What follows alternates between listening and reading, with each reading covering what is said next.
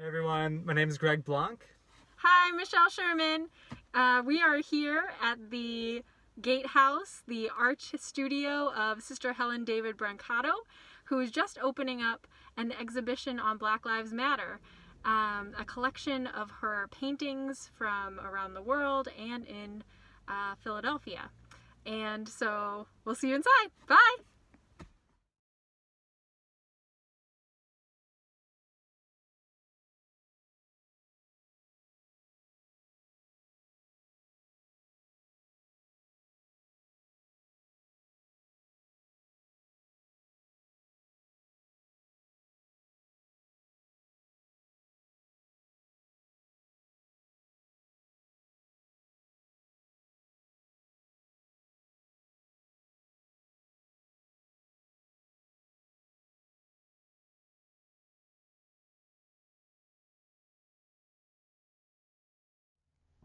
So many of these portraits were done because of my relationship with the people who have taught me so much.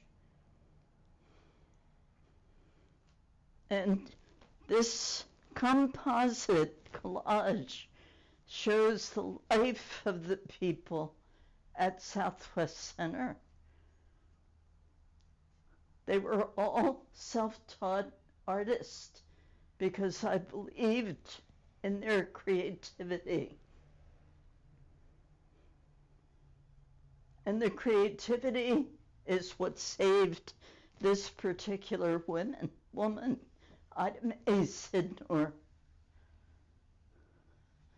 This piece was done for the children at the Southwest Center. It's about 8 feet tall.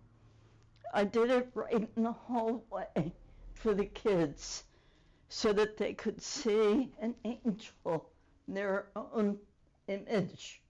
So every day they would brush by the painting. Then I would have to start over because it was pastel. But I think it was good for them to see that. It was unusual. Now, in the hallway, there are a couple pieces. This big image I call collective soul of the Black community. I just did a face from an abstraction to show what the people have been through.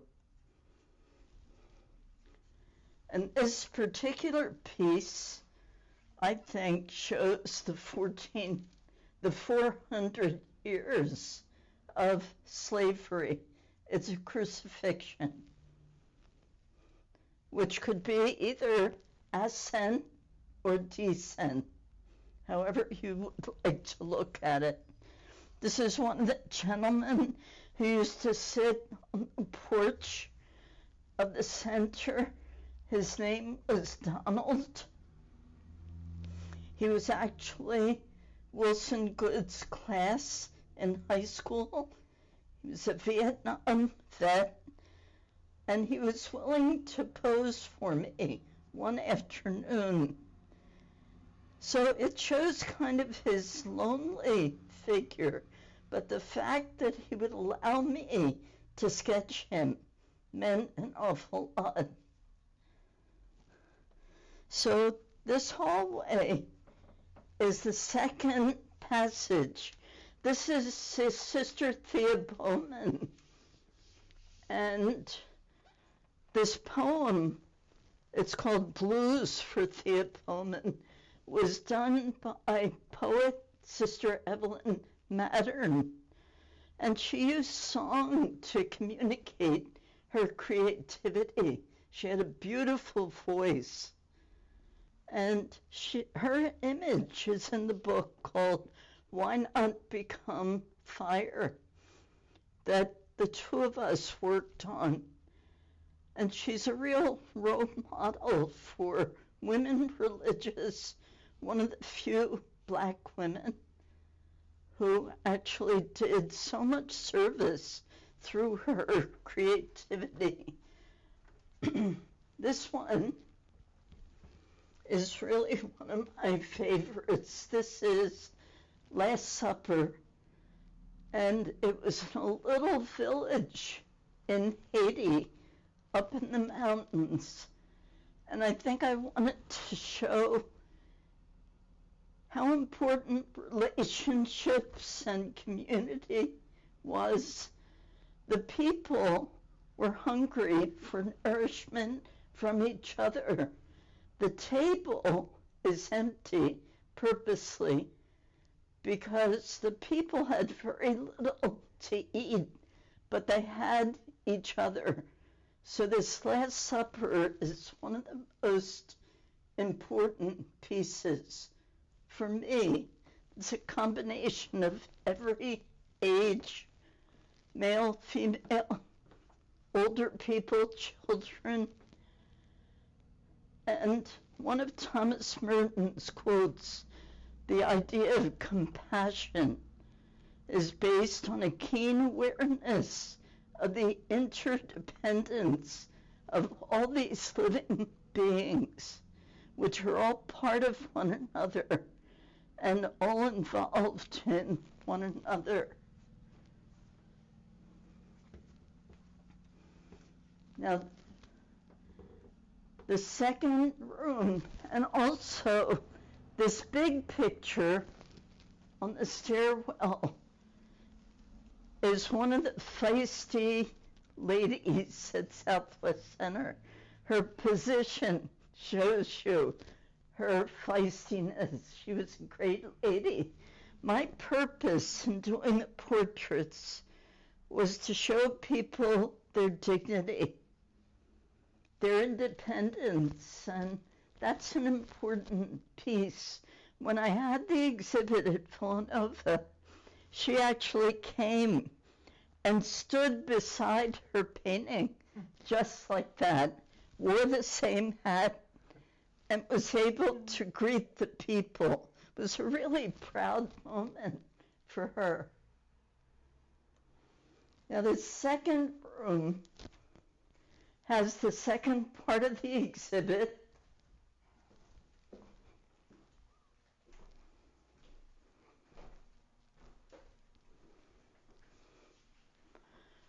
This is one of the pieces that's so important because, again, it shows the sense of community.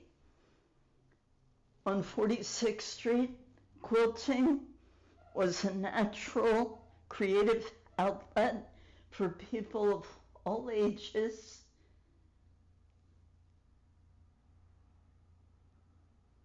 So this is probably one of the pieces that I would single out for intercommunity, the sense of carrying on her rich heritage.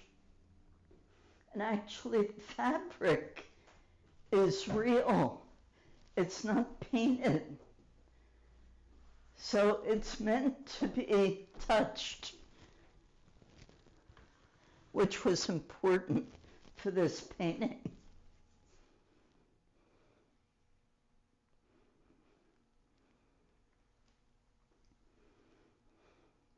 And these two little ladies were the first two to show up on the steps of the Art Center on 46th Street. They knocked on the door. They told me they were there to protect me. The little one was shorter than I am, Miss Mary. Beside her is Ida May. And one of the journalists from the Inquirer, Clark DeLeon, came to interview them and see their artwork. They would come every day. And he talks about his interview, how important the arts were for both those women. So I call them the founders of the Art Center, Mary Ward and Ida May Sidnor. And Ida May was a wonderful character. She dressed like her paintings, so she was very creative, decorating her sneakers with magic markers. You can tell by the slacks that she wore. It was as if she walked right out of her colorful paintings. And beside that piece, I have a piece called Shaman. Shamans were the healers in their societies. Ida May possessed the soul of a healer. I used to call her a shaman. People would come from all over just to talk to her. When you looked in her eyes were pools of compassion. She was so unusual. She just taught me a lot about life. This gentleman is named Brackett. He used to help me carry paintings. We talked about life. We talked about psychology. We talked about music. He was a Vietnam vet, an alcoholic, who actually appreciated the arts, the people, communicated with all of us.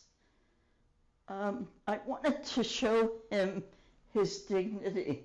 This is another piece that was exhibited at Villanova, but I could never get him to come and look at it. He couldn't look at himself with dignity. So that's really an important piece. This is Ida, and that's a sample of her work.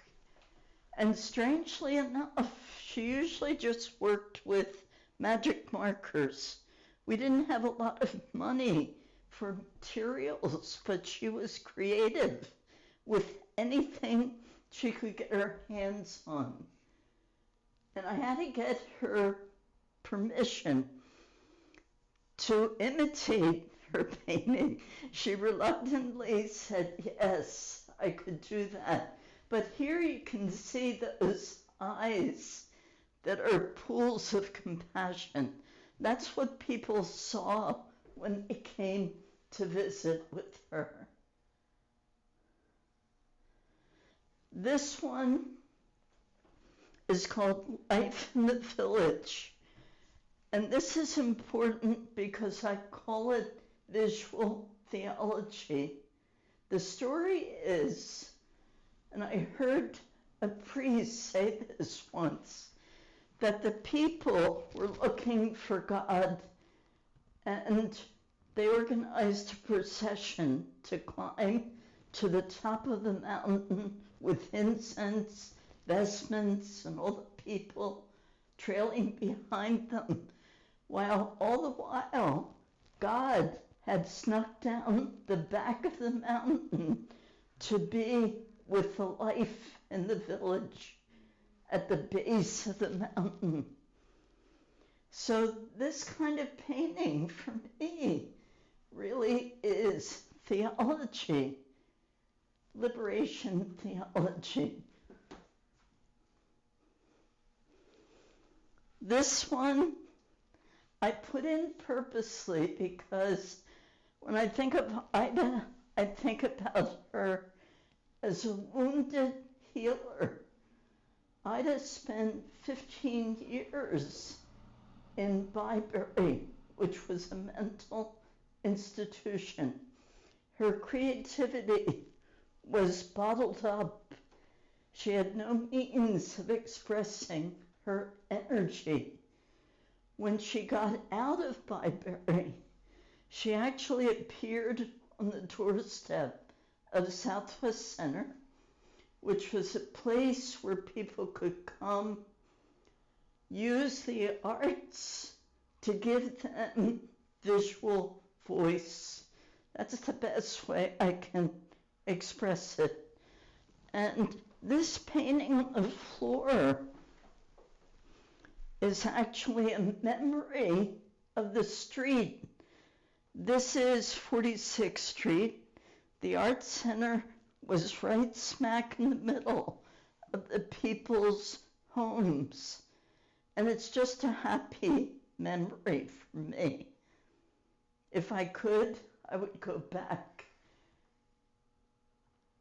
I almost call it the Camelot of my life because I learned so much from people.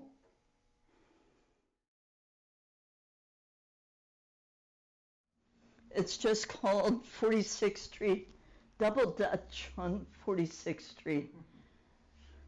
And I wanted to show the movement, the life of the children against the grayness of the background.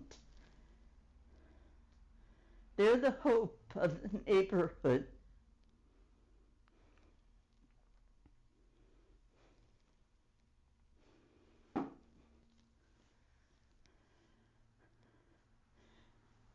And I think Joan Chittister had a good quote for the poor. The poor are just as hungry for the arts as they are for bread. They use their creativity in so many different ways, in play, in the middle of the street. And there's something I did over here with the children. This quote, I sketched the profiles of each child. And the quote is, "You may think I'm a shadow, but inside I'm a sun." And it was done on black paper for their profile. And going from that quote, this was an important philosophy for those children.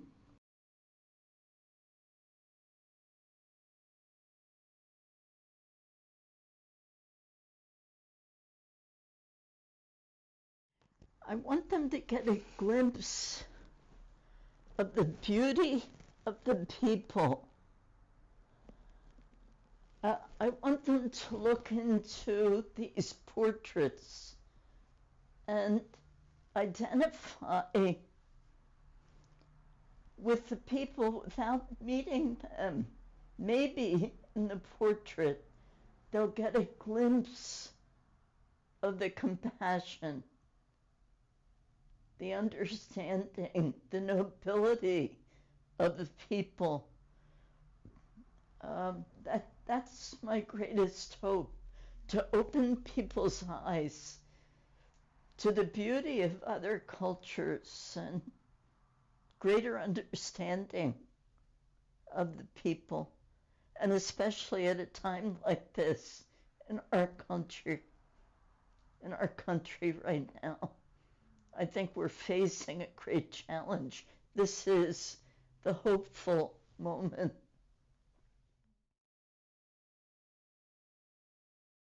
How would I do that? All you have to do is call me. Did I give you a flyer? No? Okay. Set up an appointment. If times were different, I could have groups come, but 1 or 2 at a time with masks. As long as you call first, I'm here every day, and I could give each person a tour, music in the background, explanation, but anybody is always welcome to come and see and ask lots of questions.